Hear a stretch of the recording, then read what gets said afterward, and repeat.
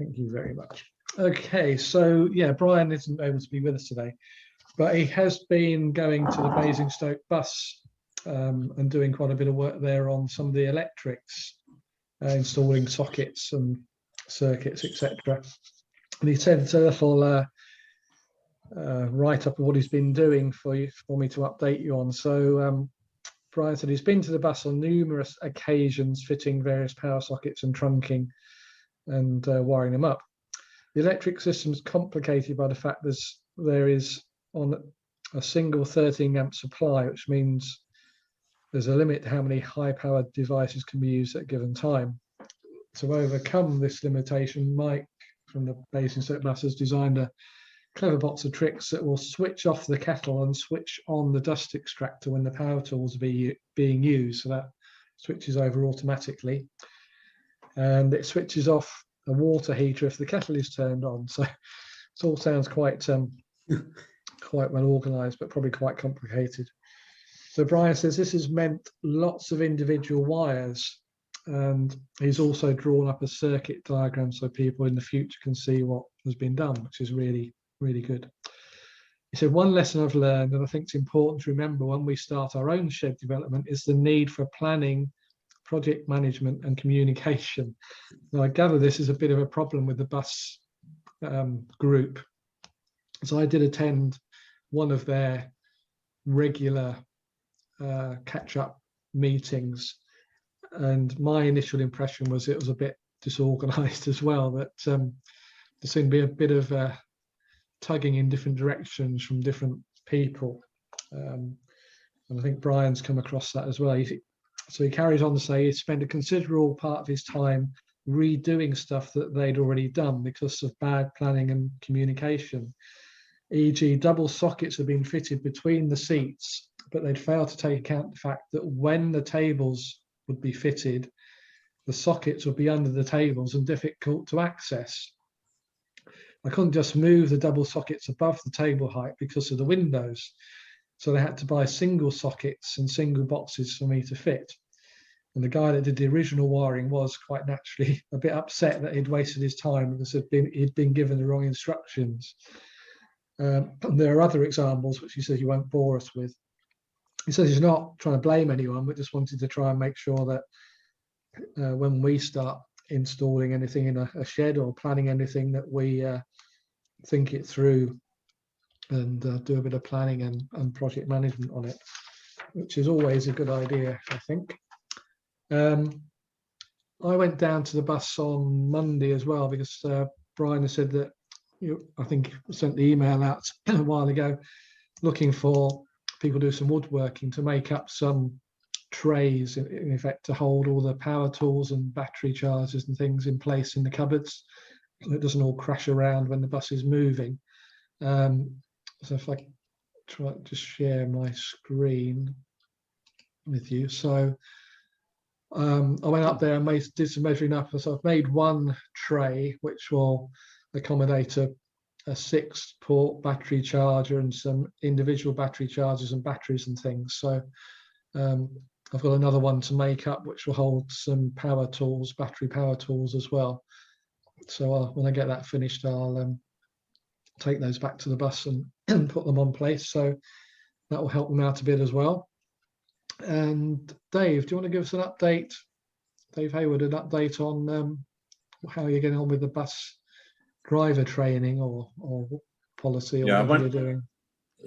Yeah, I went down there this morning and we had a discussion about where we wanted sat-navs to be positioned and how we wanted the reversing cameras to be positioned. I think we've got that all organised. From the driving point of view, they were questioning what we tended to do. I said, well, really, it'd probably be 2 or 3 people on the bus at a time. And we'd start off maybe round the ring roads and then gradually go to the more confined areas that they might want to take the bus to. But they were saying that the transport manager for Stagecoach had offered some facilities at Winchester for reversing practice. So we still need to follow that one up. I've actually done the manual, that's complete now for the drivers itself. But I'm also working on the fact of takeover sheets. So when they actually, before they take the bus out, there's going to be sheets to actually tick. So they've checked everything, including the security of loose items that could fall about when you go around corners. But that is as far as I got, because really, until things are bolted down on the bus, although it was running this morning, you just don't move it around the yard. No. So that would be the next stage. Once we get to the stage of everything bolted down, we would be going from there. But I think a few of the things that they had planned have had to be cancelled because we're nowhere near ready for that stage. It should have been going out tomorrow, but that's had to have been cancelled because the bus is just nowhere near ready. No, that's right. Yeah, well, I was there on Monday. I mean, it has progressed a bit, but nothing like near enough to be able to take out on the road and do anything with. And one thing I was saying to Brian Cole, who was there when I was there, I was concerned about all the equipment. I mean, you've got a pillar drill, which is a very top-heavy piece of kit, mounted on the cupboard, and you imagine going around the corner, that's just going to fall straight over that if it's not bolted down very securely. And then there's some other equipment up there which all needs securely holding in place. You're quite right. Yeah. I mean, the worst scenario is yes, it could fall in the bus, but just as easily it could fall through a window. Go out. Yes. Yeah, absolutely. Yeah, so that is a worry. Well, great. Well done, Dave, for doing all that for them. I'm sure they really appreciate it. Yeah, it's really good. And the other thing that some of you guys have been involved with, I know, is green health as well.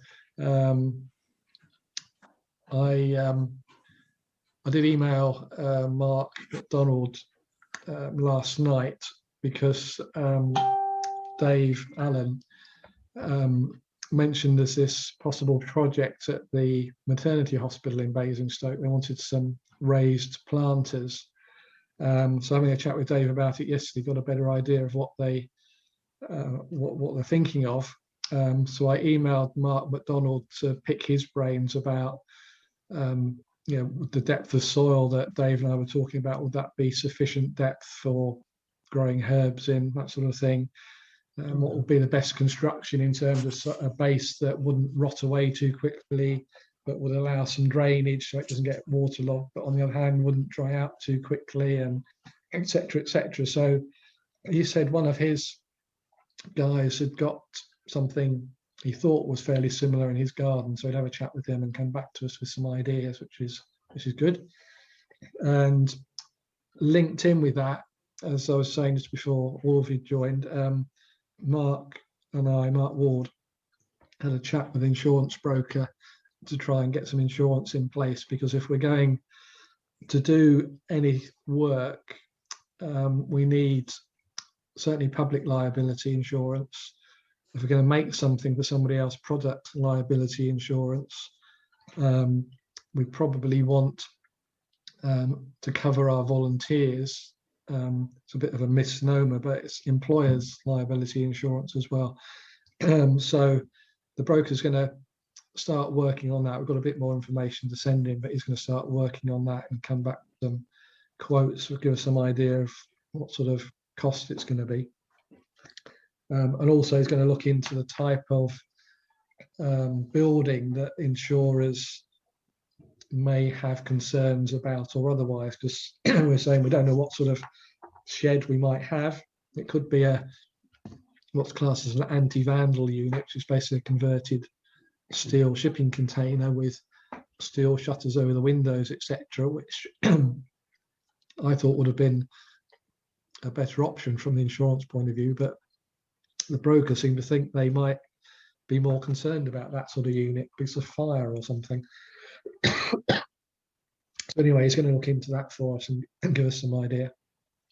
But the other thing I know, again, if I can share my screen, some of you guys have been helping at Green Health. That was the path some of you laid up to the polytunnel sort of brick path that was laid. Looks really good, and Mark has really appreciated that. I think Brian, you're involved with that as well. And Andrew, you were involved in that? I and wasn't something doing else? the path. No, that was No. Brian and Brian, wasn't And it? Brian as well. Yeah, but, Yeah, Two Brian. brilliant job on that. but you were involved in making a Trummel or something? Well, yes, I responded to that request for second-hand casters, and somehow found myself down there helping a young lad that Mark's been sort of mentoring design and build this this trommel, which is I didn't know what a trommel was, but it's a rotary sieve for sieving out stones and big bits and producing fine soil. It's basically a drum with holes in it, isn't it? That's the plan, yeah. Yeah. Do you want to see the picture? If you can share it with us, yeah, that'd be great. Well, I did a bit of an extension at home. I bought an electric little cement mixer, and when I finished, I wanted to sell it. And the guy that bought it wanted to make one of these out of it. He's going to cut a load of holes in the drum of the cement mixer. Sounds like it would have been a good idea. Yes, that's yeah, good. Mark. This was one of these plastic drums that has bulk supply of mayonnaise or curry sauce or something that you buy second hand. And the first one. We still got 7 of those left from a certain holiday club. Well, yes, I did consider asking about one of those. I'd have said yes. The small one wasn't small enough, and the big holiday club one would have been far too big. So this was the second one that Mark got hold of. A lot of fiddling about and fitting. You probably can't see the casters there, but there's 2 casters under there. Hold a minute. Well, if this will go on to the other. So there's 2 more casters underneath there, and on a second look, I found these some other big wheels amongst the backstage panto stuff. So Oh, very good. yeah, I mean, I found myself supplying tools and screws and the odd idea, but young Lee was doing most of the work. When apart from the barrel, the rest of it is all the old pallet timber that they rely on down at Green Health. And yeah, I mean, I dissuaded him from trying to have it driven by a belt or something. So that's a handle on the inside, a piece of old rake handle. Very much try it out and see, and yes. go back for another idea. Yeah. Oh, very good. Well done. So, well, Mark seemed happy with that, so I'm let off Friday afternoons down there just now. Yeah. So thank you. Those who have been involved with the other groups. It's really good to help them out and get involved with them. As the Hadley Men's Shed sort of members, it's great that you've been joining in with the other organisations. So thank you so much for doing that. Okay, I think I've taken up enough time already. Sorry it took so long. So I'll hand over to Dave Allen, and we'll get on with today's talk and presentation. So I'll hand over to you, Dave. Okay. Let's see if I can share some content.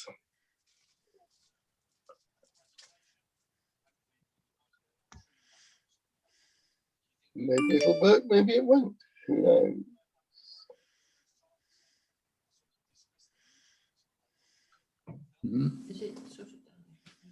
Oh, that's fine. Right. There we go. Does that look like anything Yeah, that's familiar? good. Yeah. Okie doke. I think we're there. Right. So we've got a little talk this afternoon about the Raspberry Pi, which came in as quite a novelty kind of device a few years ago and has grown enormously in popularity, especially since last year's lockdown. So first of all, a bit of introduction. Who am I? Yeah, okay, Dave Allen. My background is in IT. I've just retired after 40 odd years doing software development and support and such and consultancy and such like. But I always had at the back of my mind a bit of a sort of, well, actually, not just the software, but what about the hardware that goes with it? And the Raspberry Pi is an ideal way to get into some of that.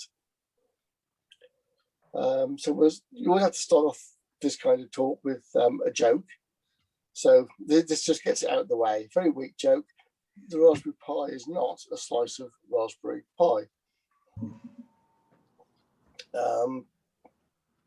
Enough said. But the sort of useful bit from that slide is it's our first view over on the left-hand side there of what the Raspberry Pi looks like. It's just a single board with a few components on it, but actually it's an awful lot squashed into that space because that is about 6 centimeters by 9 centimeters.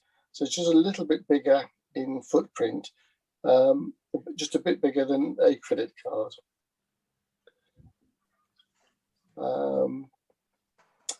There is a slightly better picture from a different direction. You can see that you get an idea of the scale from that cluster of 4 USB ports at the near side. Basically, what we're talking about here is a, as it says there, bare bones microprocessor. It's a general purpose, flexible, jack of all trades kind of board. So if you're after a microcontroller, something that specifically for controlling other bits of hardware, then you look at things like the Arduino and such like. So other more dedicated hardware is available for that. But the Raspberry Pi is quite happy to do lots of general purposey type things all at the same time. And the pricing, 40 to 80 pounds, depending on the model. As I said, a little bit out of date. There's the Raspberry Pi Foundation seems to introduce new versions and new styles of Pi, and they've introduced the Pi Pico a few months ago, and that's a much smaller, cheaper, and less sophisticated version. But it's horses for courses. What do you really want it for? Let's have a closer look at what is on the board. If we start in the middle there, we've got central processor and graphic processor combined. That's sort of the system on a chip, as it's called, the big lump of stuff that actually does the donkey work. And beside it, there's some random memory. It says 1, 2, or 4 gigabytes there. That's out of date. They dropped the 1 gigabyte version a few months ago and introduced an 8 gigabyte version. This is, as it says in the bit of white writing just above that, Raspberry Pi 4 Model B. What that means is the Pi 4 is sort of the 4th iteration of it. Model B is the style. The Model 3B looked slightly different and only had 1 gig of RAM, for instance. And the Pico that I mentioned just now, that would be in place of it being Model B. So it's getting to be quite a broad range of products. So what we've got there, if we start at the top right, We've got an Ethernet connection, so you can connect it as a wired connection to a network, for instance, your internet router. Below that, we've got 2 pairs of USB ports, so we've got plenty of connectivity. These are the USB ports we saw in that picture a few minutes ago. Further around, on the bottom edge, we've got a 3mm composite video and audio. The video that comes out of that is, to be honest, pretty rubbish. But the audio's not bad. So that basically gives you somewhere to plug your headphones. Next to that, the camera, CSI camera interface. So the dedicated camera that you can get to go with this, just connect into there with a ribbon cable. Moving a little bit further to the left, the 2 blocks marked with an H are the 2 HDMI ports, the micro HDMI ports on this one. So it'll support 2 screens at the same time. And the HDMI on this is actually pretty good. It's more than good enough for the job that it needs to do anyway. Further around, USB-C power in, you have to get power into it somehow, and the whole thing is designed to run off USB category power supply. So 5 volts, 3 amps if you can get it. It will run at a bit less than that, but there's not much then available for powering other peripherals. We jump to the top left. That white blob there is the controller for the Wi-Fi and Bluetooth. So it's built-in Wi-Fi, built-in Bluetooth. So you don't need to buy a dongle into a USB port or anything like that. It's all there, ready for you on the board. And along the top edge there, there's 40 pins of GPIO, general purpose in-out. That's basically how the Pi communicates with the big wide world outside. So that's where you would connect LEDs or buttons and buzzers and relays and anything like that. And loads of other stuff besides. If you want to note the comment at the very bottom of that slide, no disk drive. This is this is deliberate in the design. There's no disks on it. It keeps the price and the size down. The system sits on a micro SD card, which I've shown in there over to the left. And that is used for all the local storage.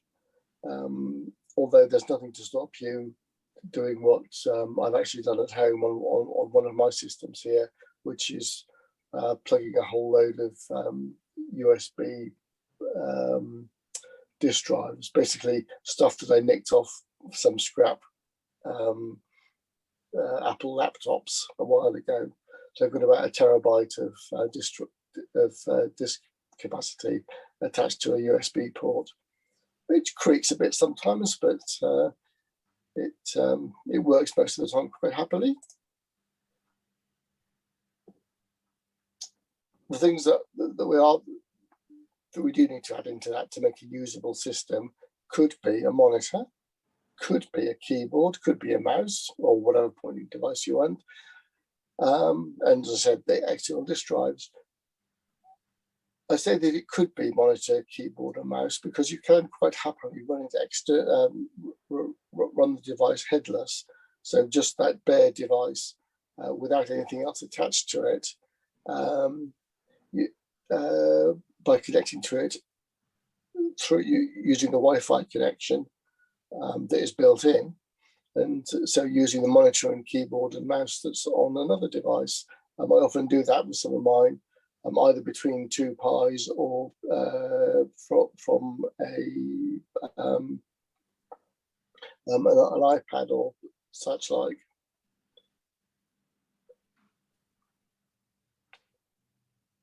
Okay, so we've we've got one of these little devices. How do we actually get started? How do we breathe some life into it? Well, when you get one of these, you have to choose, or you can choose, what operating system is going to go on it. Now, the default operating system, the one that's recommended for beginners and for general users, is called PiOS. That's based on a Linux distribution. Some of you may have heard of Debian. That's a version of Linux, and Linux is just free Unix. They introduced this concept of noobs, new out-of-the-box software, which basically is you take your SD card, and you might need to initialize that on another device like a PC. So there's a little bit of chicken and egg going on here. And you can either load your own choice of operating system, or you can load the noobs operating system loader. And once you've got that on there, that then gives you a menu of the various operating systems that you can then download and put on the card for you. So the usual one would be PiOS.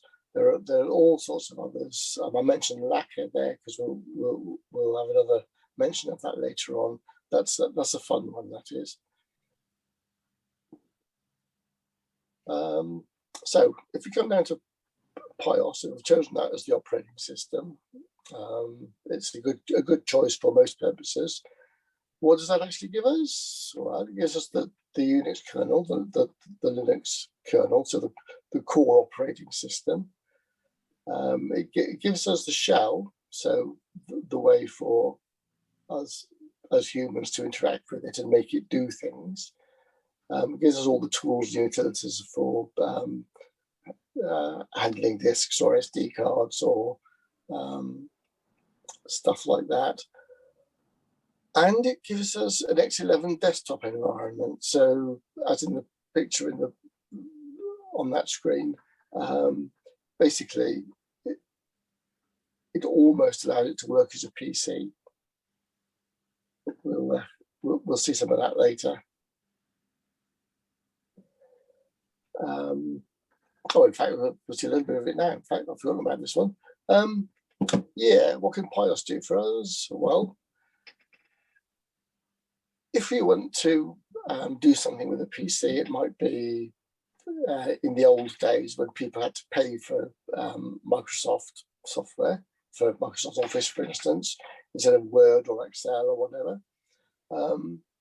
What is delivered with PiOS is the LibreOffice suite. Now that is basically freeware, or rather open source rather than freeware, because it's the open source replacement for Microsoft Office. Does everything that you could want to do with Office, but it doesn't cost anything. You just download it and away you go. So that replaces Word and Excel and PowerPoint. In fact, this PowerPoint that we're looking at, although it is formatted as a PowerPoint file so that it can be read on a Apple iPad, which I'm using at the moment to do the display. That was actually the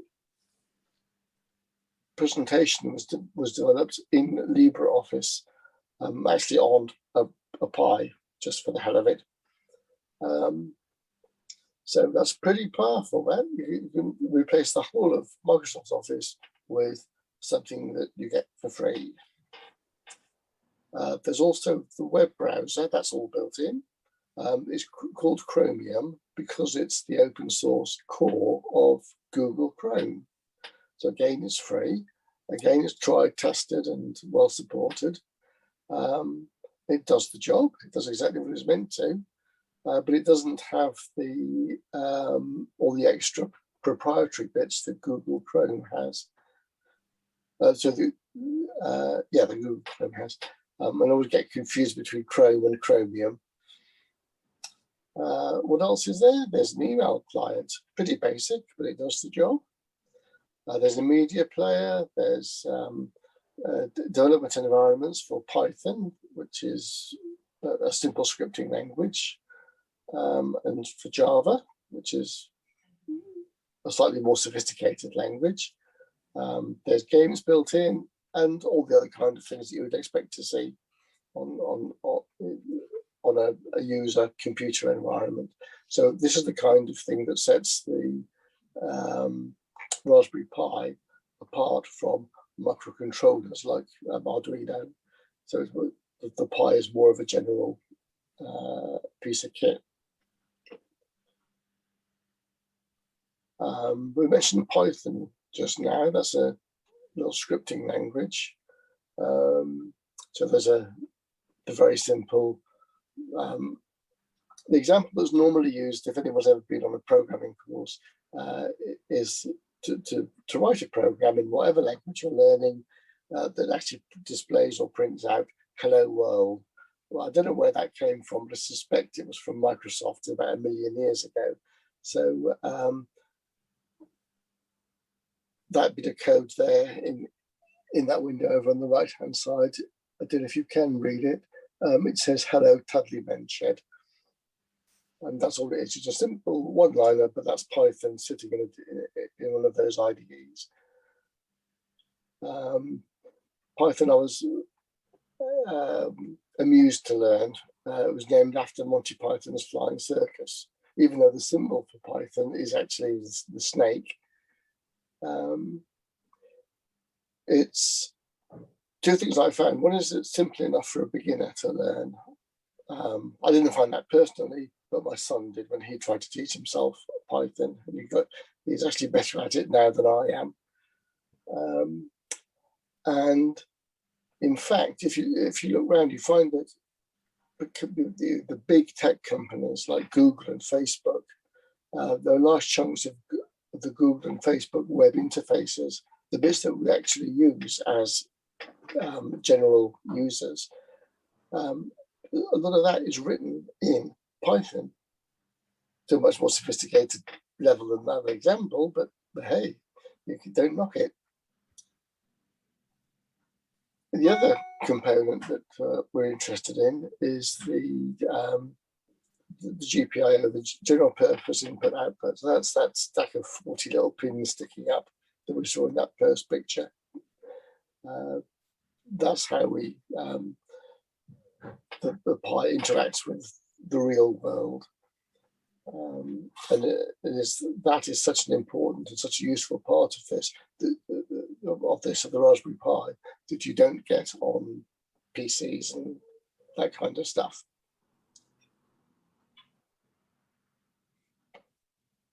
So moving on, once you've acquired our Pi, our little handheld computer board with all those components on it, installed an operating system, and we learned a bit of Python, what can we actually do with it? Well, we can do all sorts of projects. So there's a list of things that I've tried, some more successfully than others. It was a Photobooth, the word breadboard there, but you'll see in a minute what that's about. I tried playing with putting it into a camera trap. Problem with that was that the dedicated camera is a bit too wide angle really for that to work properly, but it works in principle. And there we go, other things on there that we're going to have a play with. So the first thing is that Photobooth idea with a breadboard. This started with a set of requirements from my son a year and a half ago. He was meant to be getting married in the middle of last year, and he wanted to have the reception to have a photo booth so that people could take silly pictures of themselves. And he specified that he wants a screen that shows what the camera can see. He wants an LED to confirm that the system is ready to take a picture. The user presses a button. There's a bit of a countdown. It takes the picture and then gets itself ready for the next one. So simple. First thing we did was prototype the hardware.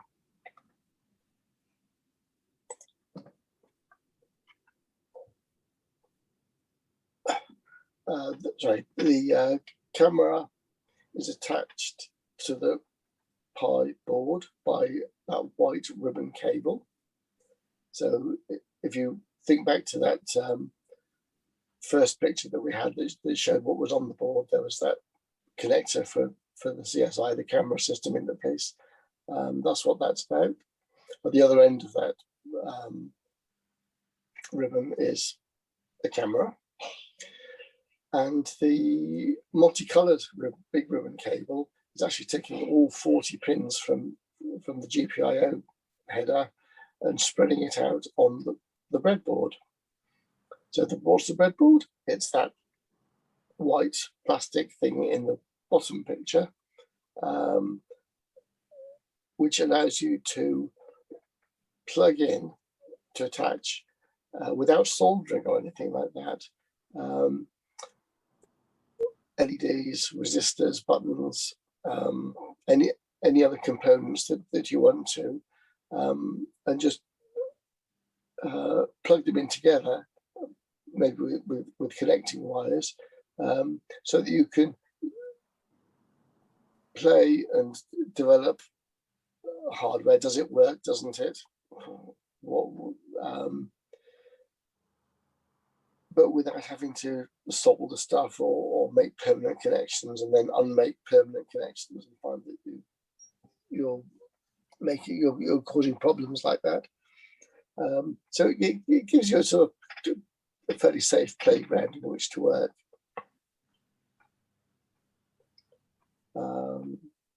Next thing that we needed to do is write some software. And these aren't very clear, I don't think, but you might be able to see that in the top picture there, we've got some Python code. That's what we wrote to initialize all the components, the camera and the LEDs and so on. It has to respond to events like the user pressing the button. It has to make the camera capture an image. And then wrapped around that is a Unix shell script to post-process the images and make them available to the user. So there was a hook in there that if you had to do anything, changing the orientation or something or anything like that,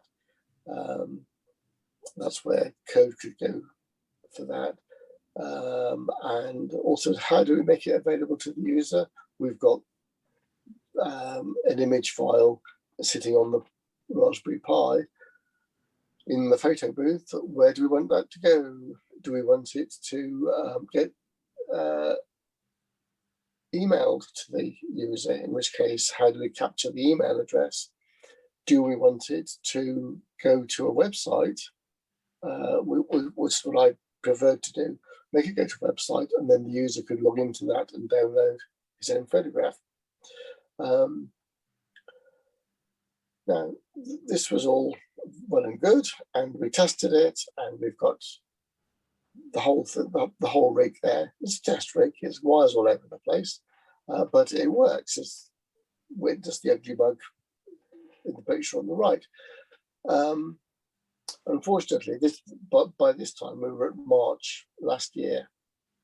COVID came along, lockdown came along, and the wedding was postponed for a year. When that wedding now takes place, because of restrictions, we're not planning on doing the Photobooth for that, which means that all that effort has not been wasted because it was a good working example for this little presentation. But I hope from that you can see that you can have a bit of fun. You sort of playing around. It's a little bit like playing with Lego. You can do trial and error, and see if it works, and if it does, well, hey, you celebrate, and if it doesn't, you find out why and go and try something different.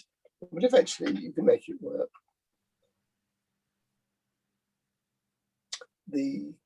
Onto the camera trap.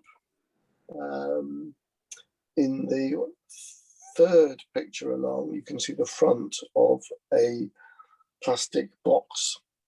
And sticking out of that, you can just about make out the lens of the camera, which is that little black dot. And below it and slightly to the left as we look at it is the PIR, the passive infrared detector. So this is exactly the same device as the PIR detectors that you get on outside lighting and things like that. On the other pictures, you can see the Pi board. Again, there's a camera ribbon cable attached to it, and this time you can see those few wires which go from the PIR detector onto the pins on the board. So rather than having that great big rainbow coloured ribbon cable, I'm just taking out the pins that I want to for this, because this isn't using the breadboard. This is actually a practical usable device. The results of that are a little bit sort of disappointing, because yes, it caught something at the bird feeders, but by the time it had taken the picture, the bird that triggered it was out of sight, because there was, I think, about a 1 second delay between the PIR being triggered and the picture being taken. So let's call it a work in progress. There's room for improvement, but we should be able to get there eventually. Of course, if I hadn't been spending time doing this presentation, I'd have got that working by now, wouldn't I? Next idea, HQ camera, the high quality camera. The cameras, the little camera module that we've been looking at for those last two projects is basically, I don't remember the numbers, it's either 6 or 8 megapixel. It's the kind of camera that you'd have got in a slightly older mobile phone. More recently, they introduced a high quality camera module, which at that time was 12 megapixels, and I think they now do a slightly better one still. But the main thing with the HQ camera is it takes interchangeable standard lenses. So these are the C and CS mount lenses, are those that are used on CCTV systems and used to be on small video cameras and things like that. So you can see on the leftmost picture there, the camera is attached to the front of the Raspberry Pi board. It actually sticks out a good few inches. In this case, it's one of the zoom cameras. Well, I was say one of the zoom lenses.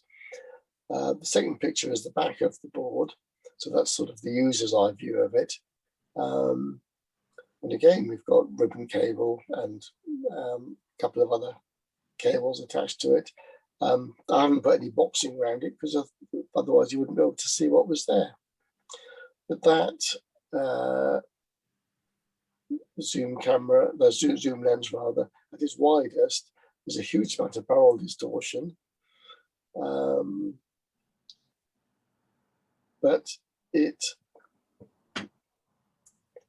does work quite effectively, and is a much, you can't really tell on the presentation on this PowerPoint slide, but it's a much higher quality, high resolution picture than it looks on there. And then at the right hand side, there's the same picture from the same position, but with the zoom lens set to its longest rather than the widest setting. So there's this was a fairly cheap lens for it, but yeah, there's quite a lot of scope there. I've really not done very much with this camera yet. It was a retirement present from the guys that I worked with. So hopefully in amongst doing this stuff and then shared, and my son having a second attempt at getting married next month, hopefully I'll have time to play with this kind of kit. Okay, moving on, another project. Oh yeah, I like this one, Lacquer. If we don't use PiOS as the operating system, but we load something like Lacquer, again, you don't buy it. It's free. You just download it. That makes the Pi act as a games console with all this retro stuff from Atari and Sega, and you know, things like Crash Bandicoot games. I think when my two kids, or when two of my kids saw Crash Bandicoot on there, they basically took the thing over and they just played for hours like that. But these are just pictures of the screen for Space Invaders. Do you remember Gorillas, the old DOS game that came up with DOS 5 and 6, if you remember that long ago? I used to love that game. And now I can play it all again.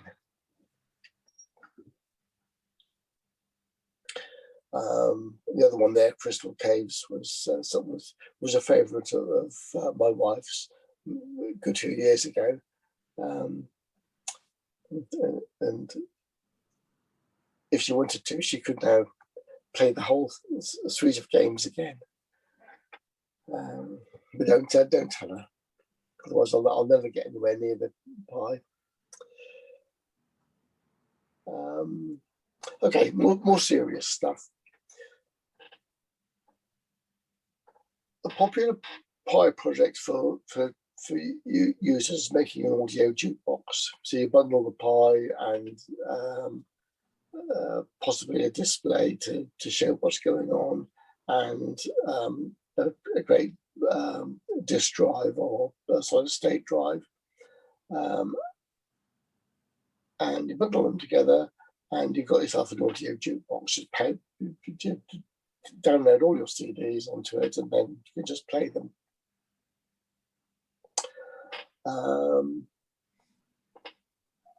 There are some commercially available audio jukeboxes, and the example here is the Bren B2, which costs about 250 quid or something like that. But basically, it's a box with a Raspberry Pi inside it, plus some other bits, of course. But it shows that in real life commercial applications, they can be built around using the Raspberry Pi. So it really is a proper professional level piece of kit.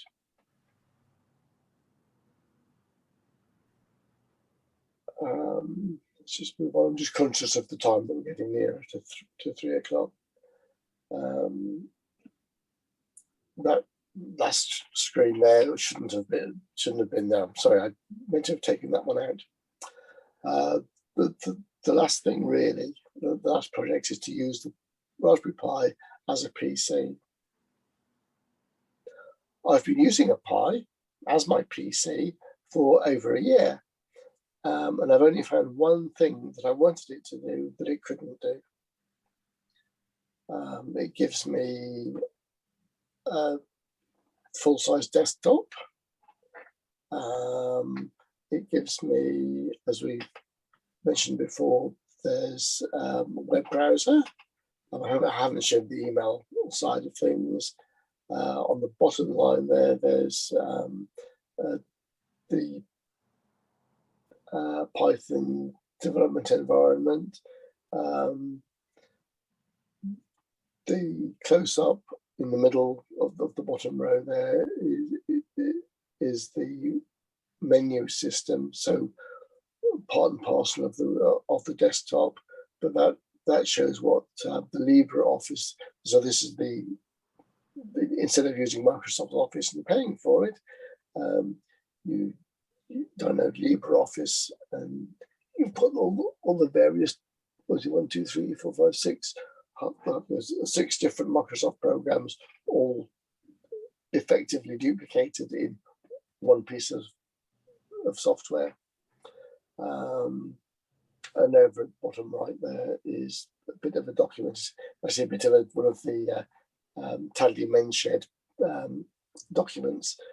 But that's how that appears in the word processor.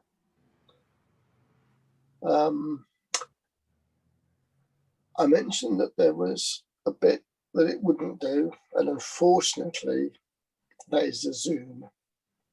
Because the Raspberry Pi is built using a particular type of processor and processor architecture, things like Zoom, which rely very heavily on that architecture to be able to work efficiently, software like Zoom has to be ported and recompiled for different hardware platforms. And the makers of Zoom have consistently been asked by the Raspberry Pi Foundation to port their product over to the Raspberry Pi platform, and they have consistently refused, even though it's now been shown that there are more Raspberry Pis in general use than there are Windows machines in general use. So good old Microsoft Windows, you can use Zoom on that quite happily, but you can't use it on a more popular platform like the Raspberry Pi, which is very, very sad. Zoom came back to the Raspberry Pi Foundation, but why don't you use the web interface for Zoom? And I've tried that. In fact, the first 2 or 3 Menshed meetings that I attended, I was using the Zoom web interface, but it is not really satisfactory. It's quite choppy. It breaks up the sound, and the video is not that good. So there's a lot of space for development on that, but maybe one day they'll get there. So that's why, although I created this PowerPoint presentation in LibreOffice on a Raspberry Pi, I had to port it over to a Apple iPad in order to actually present it.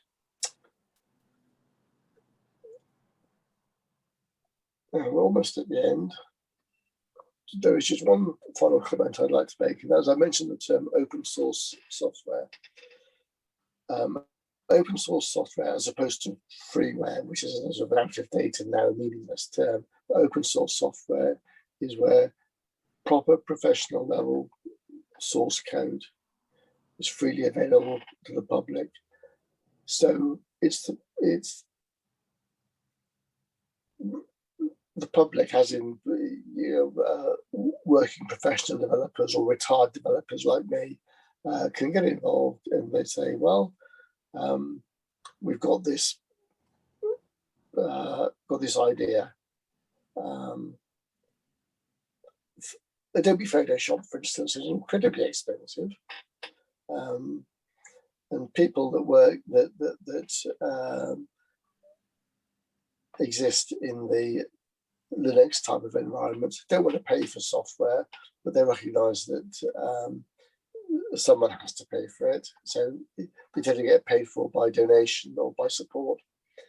But in effect, instead of paying 250 quid or whatever it is for Photoshop these days, you just download a thing called GIMP. That's the graphic image manipulation programs, which have been developed by avid users, and it says collaborative peer review development. Collaborative in that these things aren't written by one person; they're written by a whole host of people spread across the world, just collaborating on. But most of these things start on a hobby basis, and what they end up with is well tried, well tested, well reviewed products which are widely supported on the internet. So you don't lose the support side of it, but what you do is, if you don't want to pay 250 quid or whatever for Photoshop, you download GIMP. And most of the images that you've just seen have been post-processed through GIMP on a Raspberry Pi. I'd also mentioned that many times, because I'm a bit of an evangelist for it, LibreOffice instead of Microsoft Office. Microsoft Office, if memory serves me right, costs something like 150. But the American ones, $150 to buy it outright, or $75 a year if you use the subscription service for Microsoft Office. Or you can get the whole thing for free. It's called LibreOffice, and that is what I was using instead of PowerPoint to create this presentation. And we're just after 3 o'clock, but you'll be happy to know that's the end. I can stop the rabbiting on now if anyone is still awake. But thank you very much for your attention, those that have stuck with it. Thanks, Dave. Yeah, if anyone's got any questions, I suppose now's the time to ask them. Oh, yes, you say Raspberry Pi Foundation. So is that like the group of amateur enthusiasts who have developed this, that have created a foundation and managed to produce these things at so little cost? Yeah, it's a charity foundation. Originally, the charitable side of it was for education purposes. Mm-hmm. And then they decided they could support that by doing the commercial side of it. So they sell these things to people like me, and they can keep the price down so low for what you get. In terms for bang for buck, I think these are probably about the most cost-effective machines that I've ever worked on. My professional life was very largely in big Unix systems, which is why I'm happy to get immersed in the Linux bits and the open source stuff. But yeah, I'm actually blown away by what you can do, what the potential is with these things, just for a few tins of quid. Yeah, I know. For me, it reminds me of the sort of things I was doing in the early 80s, I should think. But of course, that was before the days of USB, and of course, the sizes of the memory we were working with was a lot smaller. Instead of being just like yours was 8 gig, we were working in 8K. So it was a bit of a squeeze to get everything in. And of course, the language everything was programmed in was just an assembler. Yeah, it had to be, because there was no memory to put it in. Because there wasn't any space to do it. But it was interesting. It was all good fun. Yeah, exactly. And it's the same people or the same type of person that used to do that hobby type stuff in the 80s is now doing hobby type stuff on a different level with the things like the Raspberry Pi. Yeah, it's good. Are they used in schools and colleges these days? Sorry? Are they used in schools and colleges these days, do you know? Yes, they are. Yes, there's an increasing amount of usage of them in secondary schools, I believe. They're probably not sophisticated enough for a lot of college level, further education usage. And I wouldn't let primary school kids anywhere near them. Yeah. They need something a lot more recognised. I do remember Space Invaders on an early PC in the early 80s. Yeah. Funnily enough, so do I.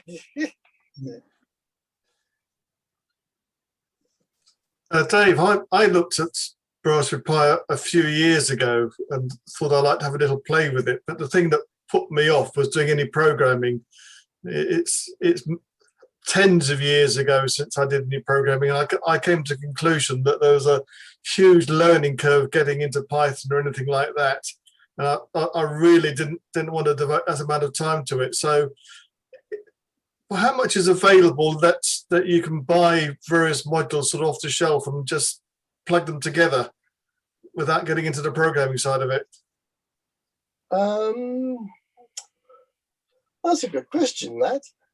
I've never looked at it from that point of view, because part of the fun of it isn't actually using to me isn't so much using the stuff, but building it up and doing the programming. So I never really looked at what can you do without having to do any programming.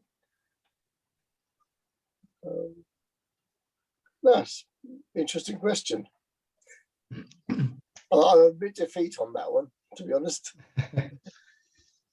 Yeah, I'd probably come from a similar angle. So I've never done any programming at all, so I wouldn't have a clue where to start with that. But if you could, as Martin said, sort of download stuff onto the SD card and plug it in and get it to work, you might be able to cope with something like that. Yeah, you could certainly do your games console or something like that, and then spend a few weeks dedicating yourself to playing Space Invaders until you got bored with it and moved on to something else. And that's what I meant a little bit like when I mentioned it's a bit like Lego. You build something, but when you get bored with it, you can dismantle it and use those same bits on something else. I've got 3, I think it is, Raspberry Pis sitting around me. One of them is my PC. One of them is attached to the HQ camera, and the other one is attached to the camera trap. But at any time, those could be dismantled and put to some other use. That's what I want to do with them at the time. I'm surprised that I understand you've got the amount of RAM on the Raspberry Pi that you'd get in a desktop or a laptop PC, but I'm surprised that the storage space just on a SD card. You think of a laptop and how much storage space you get on those, or a desktop. I'm quite surprised that you can do so much with so limited memory space. The storage on an SD card, a little micro SD card the size of your little fingernail. These days they moved up from 256 gig to 500 gig not that long ago. I have seen one that was marked up as 1 terabyte, so 1,000 gig on something the size of your small fingernail. But I've not actually played with that size of card to know whether they actually do what they say they will. Some of the newer laptops rely on sort of flash memory now, don't they, rather than having either a hard drive or a solid state drive. Yeah, that's right. But certainly hard old-fashioned hard drive, your SATA drives are sort of moved out of the way, and that these days it's SSDs or pure flash. But like I said, I've got 3 old Apple laptops lying around, basically the stuff the kids had used to go through university, and had worked them into the ground. So when I scrapped those, I took the disk drives out. So I've got 3 drives sitting in little caddies, attached through a USB hub, attached to the Pi PC. So I've got almost a terabyte of disk space, external disk space, sitting attached to the PC. And in fact, I use those, because there's 3 of them, I use those as part of the rotation of nightly backups.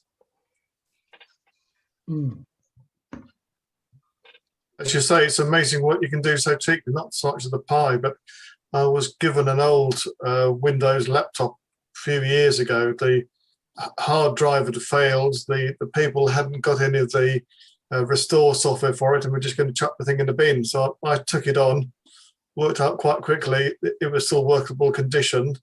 So a little SSD for the hard drive, and say Linux Mint, OpenOffice, or LibreOffice rather, and they've got a very good workable laptop for just the price of a new hard drive. Yeah, it's amazing what you can do with just a little bit of chicory pokery, and yeah, I'm actually glad to hear that someone else out there is using LibreOffice.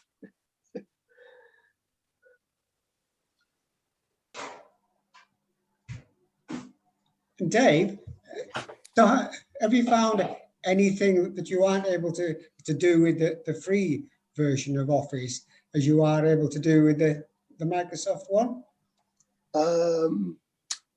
Yeah, 2 things. One is that in Microsoft Office, if you want to use macros, in LibreOffice, you can also use macros, but they don't use the same macro language.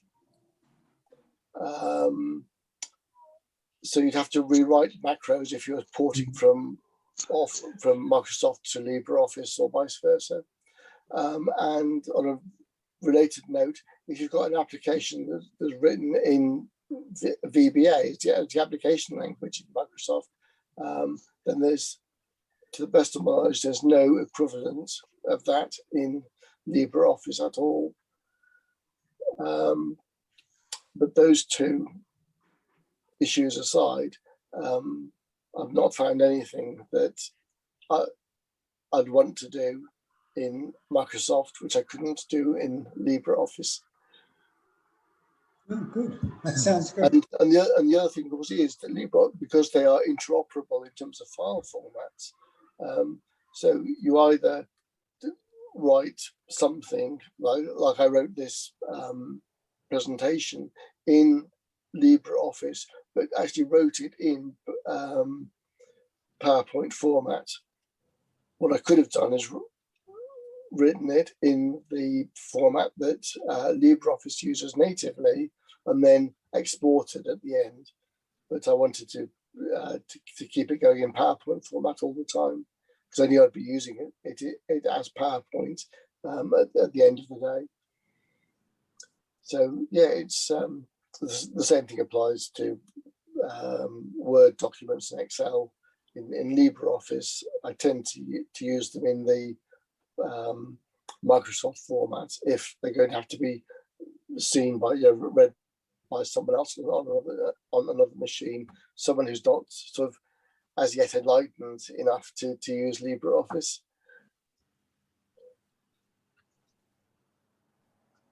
From my work perspective, I find the LibreOffice Excel spreadsheet equivalent pretty hopeless for plotting graphs.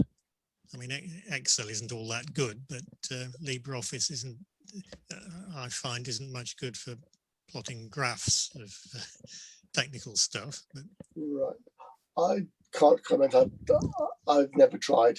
No.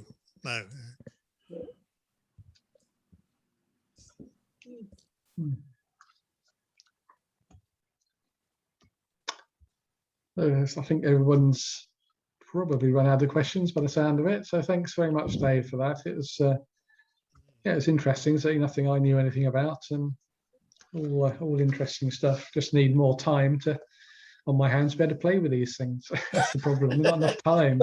That would be nice, wouldn't it? Yes, yeah, if they can make some time, yeah, that would be good. Come along. We hope the wedding does actually go ahead. Yes. Yeah. Yeah, Yeah.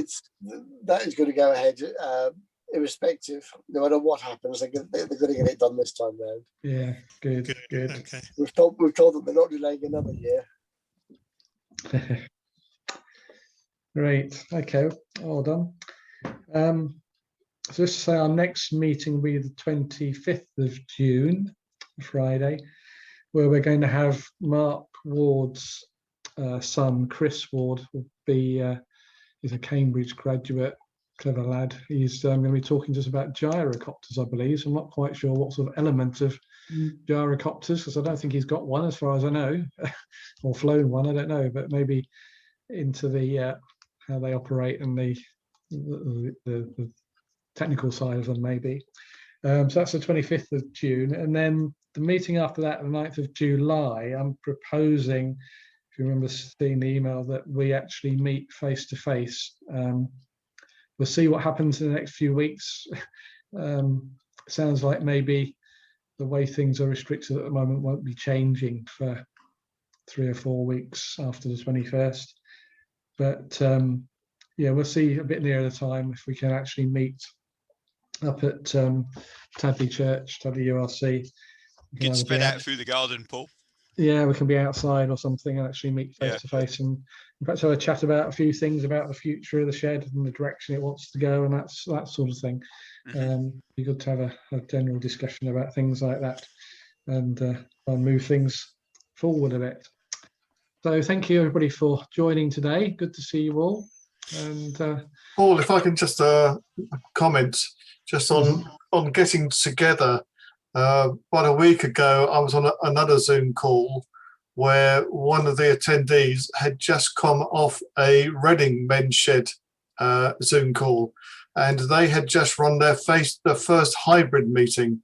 So they had some of the guys together meeting at someone's house where they were allowed to get the 6 people together where they could meet, and they had about another 6 people linking in via Zoom. And Chris, who's running that, said it actually worked very well, but it would probably only work well with smaller numbers in meeting face to face. You know, even though we might be able to meet up with more people in a few weeks' time, because they're effectively gathered around one person's laptop, they could actually see them. But they were saying they're going to be experimenting using a different type of camera and microphone to see how that works with a larger audience meeting up in one place face to face, and doing it hybrid for those people who can't actually get to a location or would feel uncomfortable at the moment about meeting up. So some other men's sheds groups are experimenting with this sort of technology to help the meetings along. Yeah. Dave's got a pie for that. Yeah, absolutely. I'm sure I can work something out. Yeah, it sounded like you could. Yeah, we'll see how things go over the next few weeks, and see what the majority of people want to do, and yeah, we'll work it out, I'm sure, as we go along. But thanks for that, Martin. It's interesting to know. Yeah, all good stuff, I'm sure. Okay, thanks everybody for coming today, and if I don't see you around and about Padley or thereabouts, we'll see you at the next meeting in a couple of weeks. Yeah, nice to see you all. Stay safe. Thanks, Bye-bye. guys. Thank you. Bye.